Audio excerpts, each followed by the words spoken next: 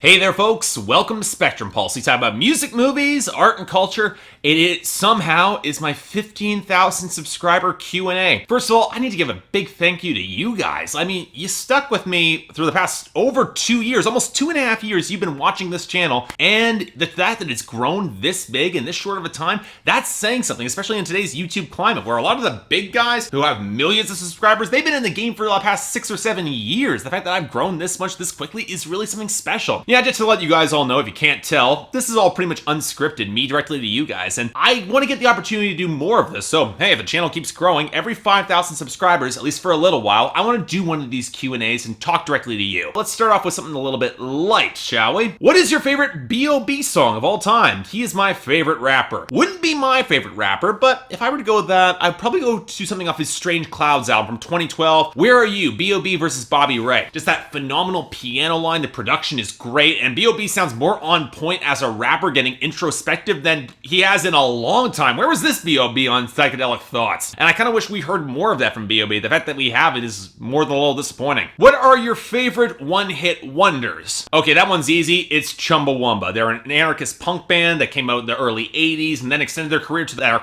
actual musical that was released in 2012 titled Big Society. A lot of their discography is incredibly strong. They wrote great melodies. They actually have a sense of humor, and they're one of those great bands that's known for more than just tub thumping, or at least they should be. They're a genuinely interesting band. I highly recommend you check them out. And do you have any opinions on the Proclaimers? Another great duo. They're a group of Scottish twins from Scotland, and they were huge for I'm Gonna Be 500 Miles, which is overall a pretty decent song, but I like a lot of the stuff that came out on that album Sunshine on Leaf a lot more. Like the title track of that album, which is so, my god, it's great. Fantastic song. Overall, I found some of their later period work to be a little bit interchangeable, but overall, in terms of an acoustic folk duo that are cranking out some more socially political songs, they're some of the best. They actually have a musical and a feature film musical based off that was released in England that's actually really good. Highly recommend you check these guys out if you haven't already. They're more than just walking 500 miles. Can you give us a brief process on how you usually get set up for your reviews, or if you take any additional notes beyond the script? And how long does it take for you to listen to an album, film, and then edit the review? What is the process like? Okay, I'm going to combine these two because they really fall into the same question. I think I've answered this before, but just to give you guys an update. My typical process is that I'm going to sit down and listen to an album on average between 3 to 12 times. It depends on the album. A lot of pop records that come up fairly quickly, and they're a little bit easier to review because the lyrics don't require much to dissect and really dig into. Whereas you have certain hip-hop albums, certain metal albums, certain avant-garde pieces that require a lot of listens to really take in. Those releases can take a lot of different listens to dig in. My first couple listens are more of a passive listen. I want to make sure they have something that really grabs my ear. Afterwards, I tend to find the lyrics if I can, and then sit down and try to really decode what the album is. Sometimes I get it within the first couple of read-throughs. Sometimes it's gonna take a good 7, 8, 9, 10 listens to really take in that album, which can be kind of hard when some albums go really long too. Once I've completed that process, and then I have to write the review, then I sit down to film it, and the filming on average takes between 20 minutes to an hour. That can be a fairly extended process here. And then there's the editing, and depending on the editing, that can tend to be between an hour and a half to 2 hours to, when it comes to Billboard Breakdown, around 4 hours. After all that comes together, the entire process of cranking out a review tends to extend between 4 and 8 hours. And keep in mind, I work a full-time job too, and this goes on top of the work. So yeah, I work pretty hard when it comes to taking out all these videos. And yeah, of course, I will take copious notes. I want to make sure that I have some background information to be able to factor in when I talk about these reviews. Besides, Voltorb always got to show up something in the subtitles, and that's where typically some of those little extra pieces that don't fit in the review, that's where they end up. Would you ever do a review with a subscriber? Here's the thing. I've done a couple collaborations in the past. I've collaborated with Anthony Fantano of The Needle Drop, Mike Seatown from Dead End Hip Hop, John from ARTV, and I really enjoyed those collaborations. Hell, with me and John, we got good chemistry. We can go back and forth really well. The thing is that getting that chemistry for a review that somebody actually wants to watch is really tricky because you might not always have that chemistry. You might not always have that back and forth. You might not always be able to articulate your ideas in the same way. And you never want to feel like one reviewer is overshadowing the other in the conversation. That just comes across as awkward. It comes across as somebody's just lording lording over their opinions, and that never looks good for anybody. But overall, if it came to a review with a subscriber, that's the one thing I'd be very much scared about, and that's one thing I'm always very conscious about whenever I consider doing a collaboration. I'd be very interested in doing it, yeah, sure. If you guys ever want to come up and talk to me and when I go to a convention or something like that, I'd be happy to say hi. As for filming a review, that's a little bit more complicated, and while I'd be interested, I'd also be very skeptical. Just saying. Will you eventually do a worst and best hit songs list of 2010 to 2012 in video form? Okay, for those of you who don't know, I originally started doing those worst of and best of lists back when I actually was posting these reviews on Facebook. You won't be able to find most of those, probably for good reason, because they're mostly pretty terrible, but I eventually then moved them over to my blog, and in 2013 I started putting them in video. Now, as I want to do a list of the best songs and the worst songs of the decade coming up in some form, when I eventually, between 2011 and 2020, I'm going to be eventually having to convert these to video form, just so you guys ultimately know where they're coming from. So yes, over the course of the next 4 years, I'm going to be making those videos. What's my time frame? Don't really have one yet, but I'll be working on that. Just stay tuned for that. Would you like to see a collaboration between today's big female rappers, Nicki, Missy, Azalea, etc.? Here's the thing. I want to see our big female rappers today rapping about something more than what they're doing. And I wish they were known for more of their bars than obvious sex appeal. The funny thing is that the music industry doesn't tend to give a lot of female rappers a lot of respect, not the way that they used to. When Nicki Minaj and Iggy Azalea are more known for their butts than for what they're actually saying on their songs, that becomes a problem. Because here's the thing. I'm wholeheartedly convinced that they can make more intellectual, more challenging, more lyrical material. Hell, there was a song on Nicki Minaj's last album where it was dealing with abortion. How many female rappers in the mainstream, no less, would ever talk about that sort of thing? Now, unfortunately, the rest of the album wasn't very good, but that's the thing. She's focusing more on elements that she doesn't have to, because that's what sells. That's what the marketing industry tells what is expected from a female rapper. And let's be honest, a lot of male rappers are not held to that same standard, and that's wrong to me. So, would I like to see a collaboration if female rappers wanted to come together and speak with something that a little bit more conscious? Absolutely. Will it ever happen? Don't expect to see it happening anytime soon, especially with Missy Elliott and Azalea Banks, because that would be almost like when Chris Brown teamed up with Usher on New Flame. You've got the original article, and then you've got the wannabe, and that wannabe's gonna end up getting blown off stage. What is your favorite Britpop song, and what's the reason why you like it? Pulp's Common People. You need to hear it, once you have, you'll absolutely know the reason why I adore that track. What is your guilty pleasure songs or album? Well, that's easy. This album, if you can't see already, is 7 by S Club 7. It is awesome. It is an example of fantastic pop music from the year 2000. I will wholeheartedly defend this album, and when I eventually have the time to sit down and do my retrospective coverage of all of S Club 7 as a criminally underappreciated act, I will be discussing this a lot more. Sans albums you reviewed, what are some critically acclaimed albums that you hate or just don't care for? Okay, first thing I want to stress here, I don't hate any records that I cover. Yeah, I've covered some bad stuff, Shrem Life, Ultraviolence, Tangled Up. They're bad records, but here's the thing. I don't ever believe in hating an album. You don't ever want to hate art. That's something that Quentin Tarantino said, never hate a movie. And that's something I've really taken to heart, because you don't want to hate something that someone has put so much effort into in terms of an artistic product. The reason that I can't stand a lot of stuff that Thomas Rhett did with Tangled Up isn't just because that effort is not really visible. It feels like a commercially designed and commercially badly designed product. And there's an air of smugness about the whole non-effort of the proceeding that really turns my stomach. But as for something that is more critically acclaimed, well,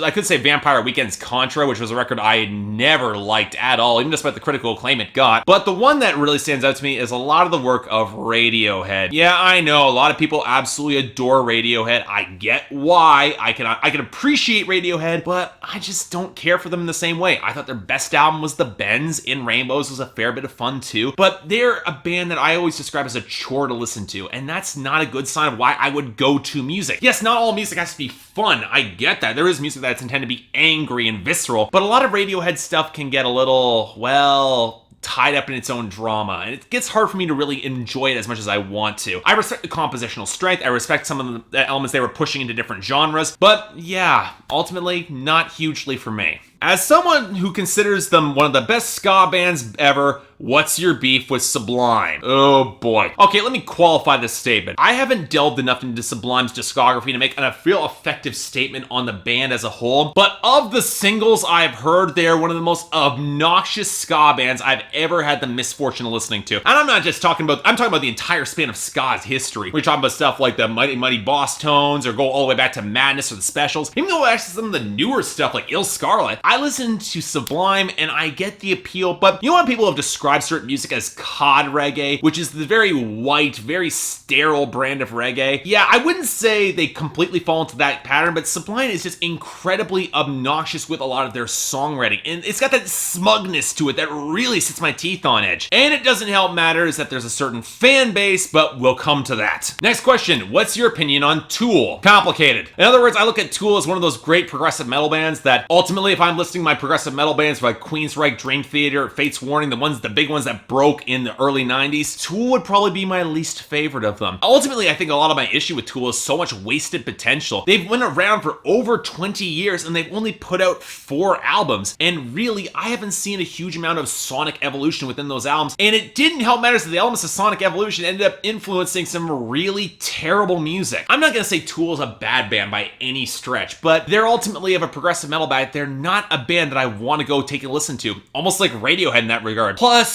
fans, but we'll come to furthermore to this. What's your opinion on Kanye West as a musician? Both chronically overrated and underrated for different things. I think he's a spectacular producer with a lot of really good ideas. I think as an MC, he can be really corny, but he can have some transcendent moments. I think My Beautiful Dark Twisted Fantasy is not the best thing he's ever done. I actually really love 808s and Heartbreak. I think I'm alone in that regard. Here's the thing with Kanye that I think a lot of people don't get. I think he's profoundly honest in a lot of things he says. I think he's ultimately intended as a provocateur. He can say things without any filter, and he is at least on some level aware of that. You don't make an album like Yeezus without knowing that, but he's the kind of person who is so raw in his presentation and so raw in his delivery of ideas that they can feel unrefined and they can develop a little bit more authenticity to it. Now, I kind of disagree with how much you would value that authenticity, because eventually, stupid shit is still stupid shit, no matter how you say it. And ultimately, I feel that how much Kanye is being praised as this capital A artiste because he's able to mine so deep into his own artistic soul, when really, when you look at the producers that he can co-opt from and the bars that he can appropriate, and some of the things that he actually says in his songs, he's really not nearly as transgressive as a lot of people tend to think he is. And this fan base that they don't realize that can get a little obnoxious. That ties into the whole question when it comes to artists and their fan bases. Ultimately, you want to be able to divorce an artist entirely from the people who listen to them and who are their ardent fans. And you know what? I'm entirely behind that, because especially as a critic, you want to be able to focus specifically on the art and the art only. The problem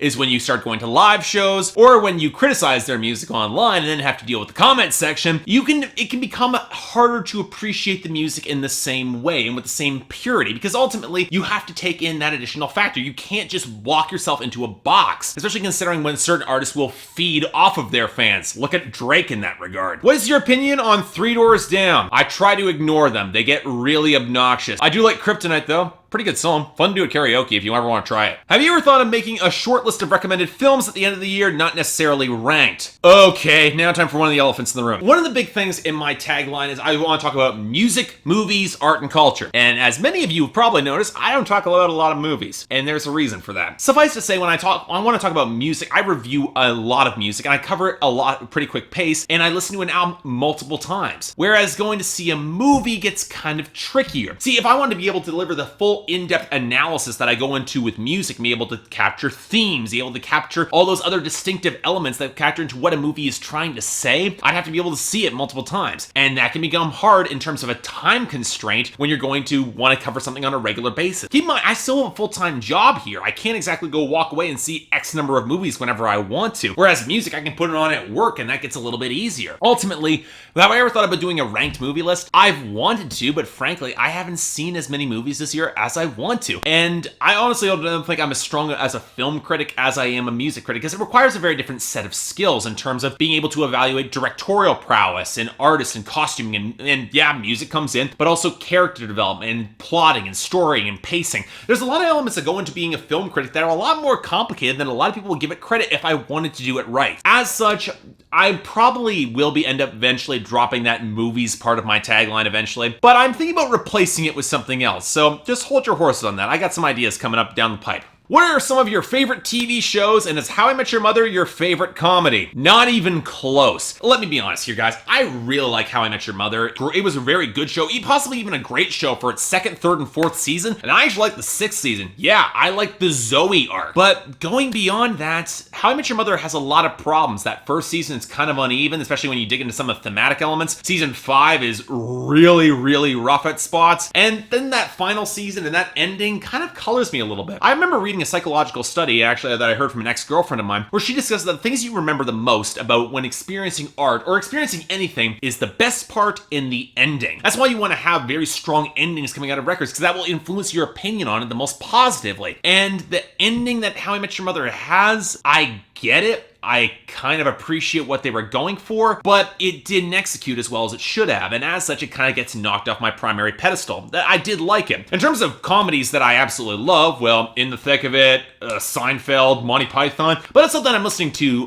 watching this year. Let's talk about a couple TV shows that I'm really into right now. Brooklyn Nine-Nine. It's a police procedural comedy, genuinely funny, surprisingly well written, definitely recommended for a suite of great character actors who deliver in spades. Next, we're gonna have Girls on HBO. Yes, it is as white and insufferably hipster as you can possibly wish for out of that particular show, but I'd argue it's a lot more insightful about my generation than most people would ever want to admit. I watched that show for two primary reasons: a lot of catharsis and the niggling feeling that, yeah, we are kind of like that in some degree. Last Week Tonight by John Oliver. It's essential viewing. You all need to be watching it if you follow any sort of current events or any sort of social issues in detail. It's incredibly well analyzed. Some of the economics points can be a little shaky at points, and there are some running jokes he leaned on this year that I wasn't wild about, but overall, John Oliver is producing some fantastic comedy. You need to be watching it. It's Always Sunny in Philadelphia. It's one of the smartest shows on the air right now. I say that even regarding is some of the most dumb and evil people you will ever see on a TV show, because these guys are not good people, but it's genuinely funny watching how all their plans go wrong in the best way possible. And finally,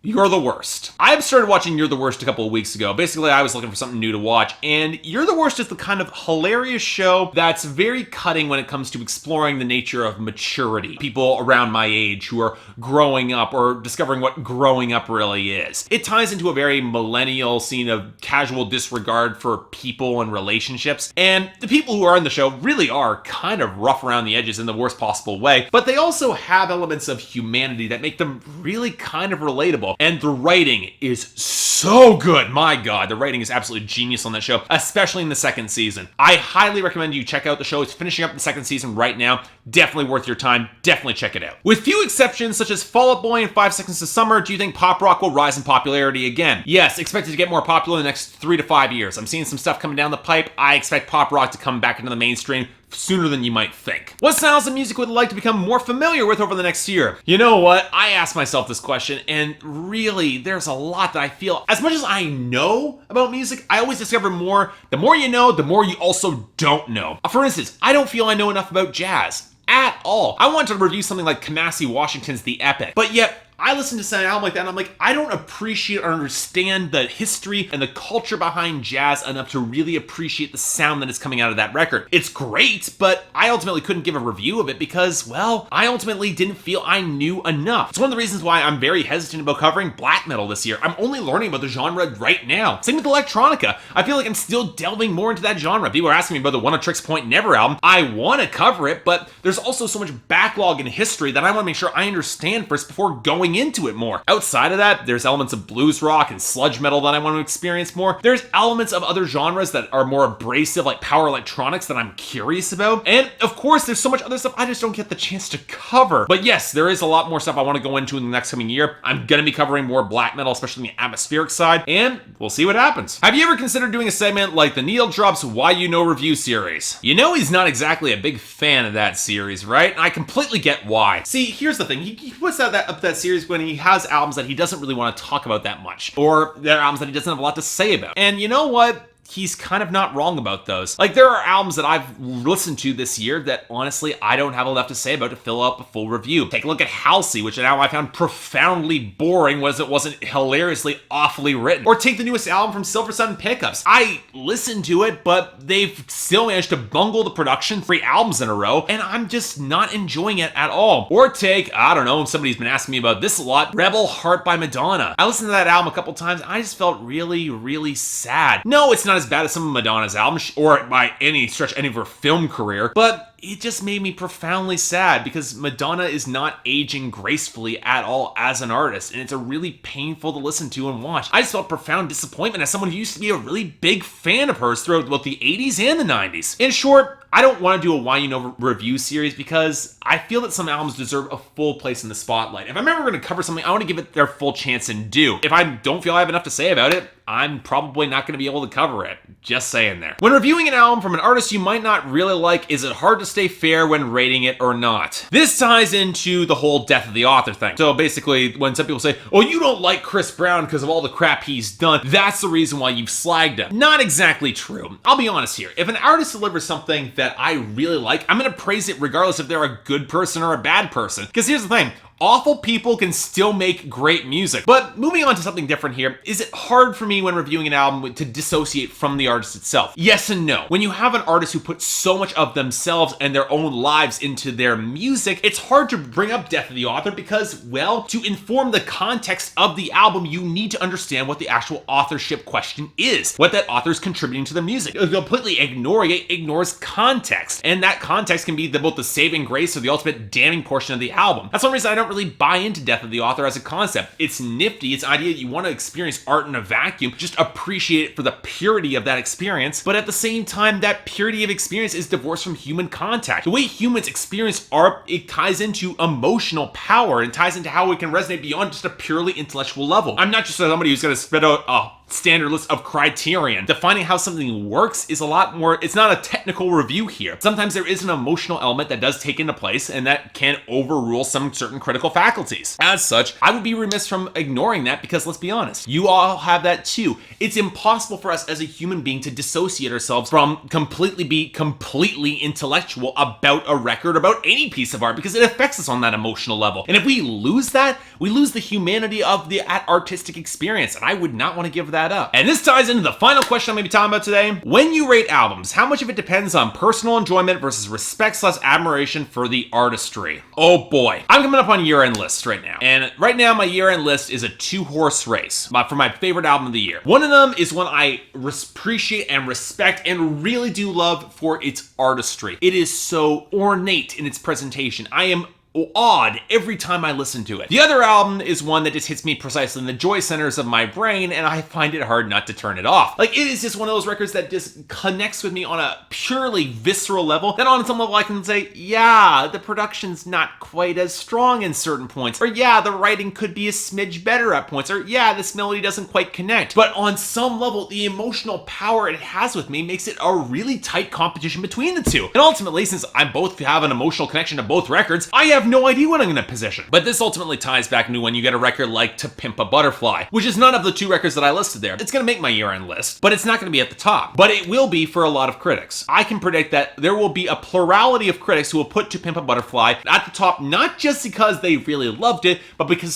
they consider it an important album. And yes, it is an important album. I think that it has a lot of fundamental things to say about culture, particularly black culture, in the modern era that I think is a quintessential listening. At the same time, though, Because an album is important doesn't always place value upon it. Because there will be people who love it and appreciate it without really liking it. There'll be people who want to say they'll put it at the top of the list almost because they think they're supposed to. That's one of the things that I take apart with certain review outlets that have a bit of a mandate behind them. It becomes very much of an issue when, well, instead of actually predicting what they find most emotionally appealing, they evaluate what is most important in culture that we want to recognize and validate, especially when it comes to that validation. Whereas for me as an individual critic, I feel that when you place so much import upon the validation of art, you lose that emotional connection that you might otherwise have with it. I get when some art doesn't resonate with somebody. As I've talked about in this Q&A, there are some artists I can respect the hell out of them, but they're not going to make my year-end list because it doesn't resonate with me in that deeper level. Now, here's the thing. When you have truly great art, outside of my experiences, it can resonate beyond that. When we take a look at To Pimp a Butterfly, for instance, I'm not black. I have never experienced some of the things that he has on that album, yet his method of conveying it, his actual artistry on that record is so strong that it manages to create that connection regardless. That's why I ultimately don't buy into when some people say, you can't write something unless you've ever experienced it. Load of horseshit. You actually can. Because a good enough artist can transcend that identity boundary. But circling back to that, there are some albums that I respect a ton for their artistry that will make my list. And there's some that will have resonated on an emotional level so powerfully that they'll make my list as well. Where they fall into it, that's hard to tell. There'll be some they'll bounce around in either case, because ultimately there's some albums I appreciate incredibly intellectually, and that will eventually develop that emotional resonance. And on the other hand, there's some albums that resonate with me so powerfully emotionally that I actually have a hard time listening to them. Like take Sufjan Stevens' Carrie and Lowell. It's a great record. I really do like it, but it's not an album that I will ever get through in one sitting because it guts me on some level. It is such the open wound of a record that really, really gets to me. I don't even know if it's gonna make my year-end list. It hits me that hard. So as a whole, when it comes down to that question of how much I respect and admire for certain artists based upon emotional connection or the artistry of it all, I think it has to be some union in the middle. For me as a critic, you need to actually have some of that artistry behind it to actually transcend and move to that point. The artistry has to have that emotional core to rise above. That's what ultimately customizes a great album for me. And that list that I have is pretty sparse because not a lot of albums can ever really reach that transcendent point on both paths. But yeah,